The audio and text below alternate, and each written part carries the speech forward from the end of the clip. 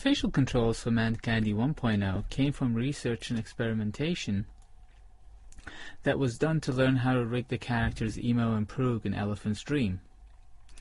One of the things that we noticed during and after Elephant's Dream is that doing facial animation like this with shape keys, especially if you have fewer shape keys and no correction keys, and no keys for complex expressions, is that you get somewhat of a rigid facial animation effect.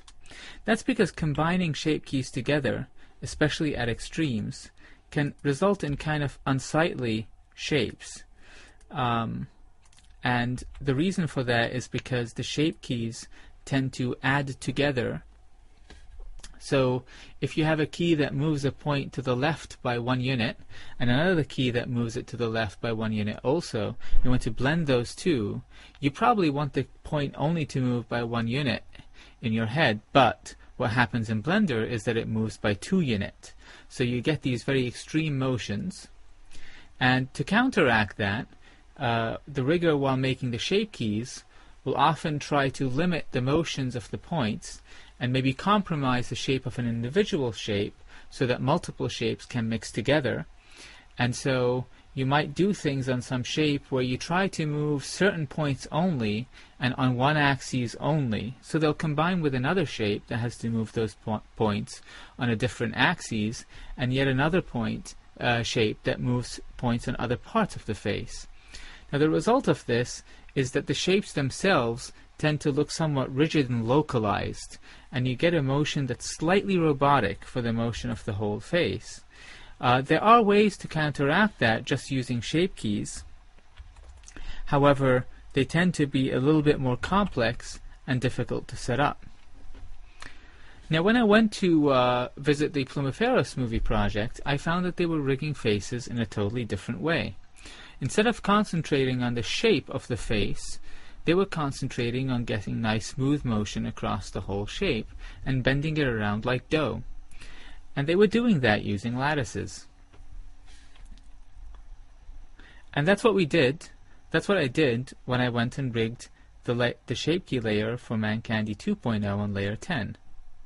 Now some of the bones you'll notice are in common with both layers. For instance, the eye tracking system, the eyelids, the jaw, are exactly the same as the ones on layer 9. In fact, they're the same bone that is visible on both layers.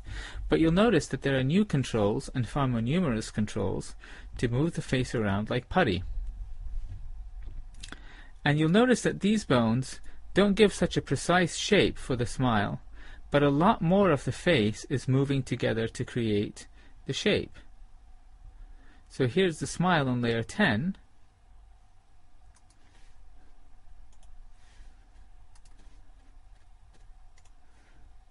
And here's the same smile on layer 9. The smile on layer 9 is a lot more controlled and smooth, but the smile here is definitely a lot more dynamic. And also, I can tweak it in different directions if I want to. And the reason I could be so spendthrift here and get a lot of motion happening together is because I use lattices. If we turn on this layer, you'll see the total number of lattices used for facial control. The setup for these lattices is fairly simple. You have a lattice, say the head lattice here, and it has a number of hooks. These hooks are simply empties that can be used to move the lattice around, and they're parented to bones in the armature. So a really simple one is this lattice here that deforms the whole head. It's got a hook at the top and 2 at the sides, and it allows me to do facial squash and stretch by moving this up. And these 2 bones are parented to this one, so I can do things like rotate it and have the head sort of swing from side to side like that. And I can move these points out and fatten the head for a squatch. That's a very simple case of the use of lattices for deformation of the face.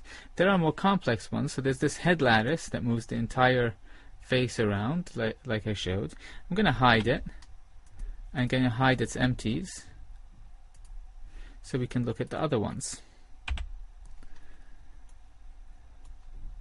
So then we have this lattice here, which is called the facelat, MC facelat, which allows deformation of the face via a different set of empties. For instance, these allow deformation of the eyebrows. And these empties again are parented to bones, such as this one. However, there is a difference between this lattice and the head lattice. There's a little bit more complexity going on here, because there's not just a lattice deformation going on, there's also a driven shape key driven by this bone. If we click on the mesh, and we select the basis shape, we can kind of see this happening. I'll lock the basis, and then I'll move this up. This is just a result of the lattice deformation. Now we'll click on the mesh and unlock the basis, and you can see another wrinkle appear on the forehead. Basically what I did was I modeled a shape key that just wrinkled the forehead without moving the forehead up or the eyebrow up or down, and I drove it by the motion of this bone in the upwards direction. The result of that is that it corrects and enhances the shape that the mesh takes from the lattice deformation alone. And because these shapes are fairly simple, mainly done as enhancements or addition to the lattice motion, I didn't have to be so careful at all with how they mixed, and ended up having them mixed in a surprisingly pleasing way. So for instance, I have similar wrinkling shape happening when you move the middle brow up.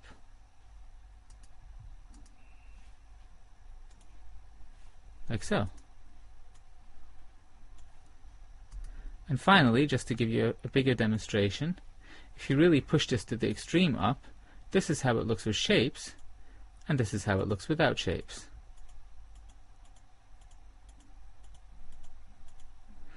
So it's quite cool to combine shapes and lattice deformation on the same bone.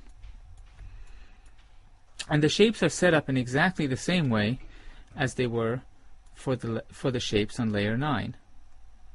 So here's another example. If I stretch these out for the smile, I should be careful not to stretch too much.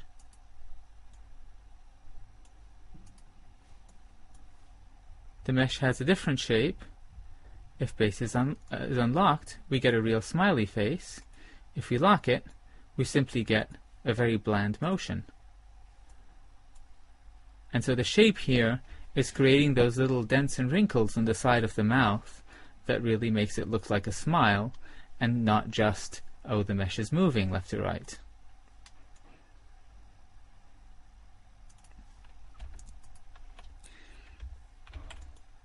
And there are a lot of different shapes going on throughout the whole mesh. Now, to get more localized control over things, like for instance, when I wanted to deform this part of the lip, I created yet another lattice and deformed it by another set of bones. So I have these bones for my sneer controls.